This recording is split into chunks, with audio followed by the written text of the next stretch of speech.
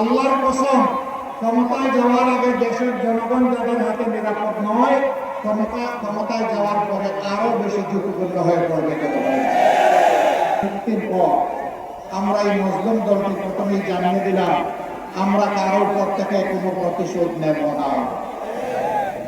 আমরা আমাদের কথা আলহামদুলিল্লাহ রক্ষা করেছি। আমরা আর্থিকভাবে দারুণ ক্ষতিগ্রস্ত হয়েছি, কিন্তু আমরা আমাদের সমস্ত সহকর্মী শুভাকাঙ্ক্ষীদেরকে অনুরোধ করেছি যে আপনার টাকা চুরি করে নিয়ে গেছে, ওর সম্পদের দিকেও আপনি হাত বাড়াবেন না। আমরা চাঁদাবাজি করি নাই, আপনারা সাক্ষী। আমরা বলেছিলাম আমাদেরকে মামলা হামলা করে নাজেহাল করা হয়েছে, খুন করা হয়েছে, গুম করা হয়েছে। আমরা এই ধরনের মিথ্যা মামলা দিয়ে কাউকে হয়রানি করব না, কোনো মামলা বাণিজ্য করব না। আপনারা সাক্ষী, আমরা মামলা বাণিজ্য করি নাই। আমরা কি কথা আপনাদের সাথে দেশবাসীর কাছে যে ওয়াদা করেছিলাম তা রাখতে পেরেছি? আলহামদুলিল্লাহ।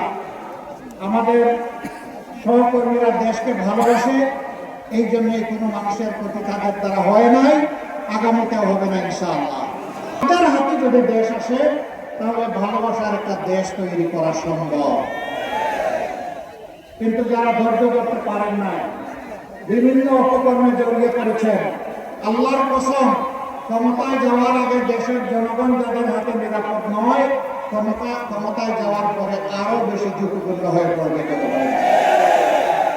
মানুষ বুঝতে পেরেছে, তাই সারা বাংলায় জুলাই যুদ্ধ যারা করেছে সেই যুব সমাজ আলহামদুলিল্লাহ আজকে তারা মুখিয়ে আছে নতুন একটি বাংলাদেশ 13 তারিখ থেকে দেখার জন্য। আর যুবকরা সিদ্ধান্ত নিয়ে ফেলেছে, তারা কি আধিপত্যবাদের যারা দূষক তাদের পক্ষ নেবেন, নাকি আধিপত্যবাদের বিরুদ্ধে যারা মাথা উঁচু করে দাঁড়িয়ে আছে, মুখ ফুলিয়ে দাঁড়িয়ে আছে, তাদের পক্ষ নেবে? তারা সিদ্ধান্ত নিয়ে ফেলেছে। তারা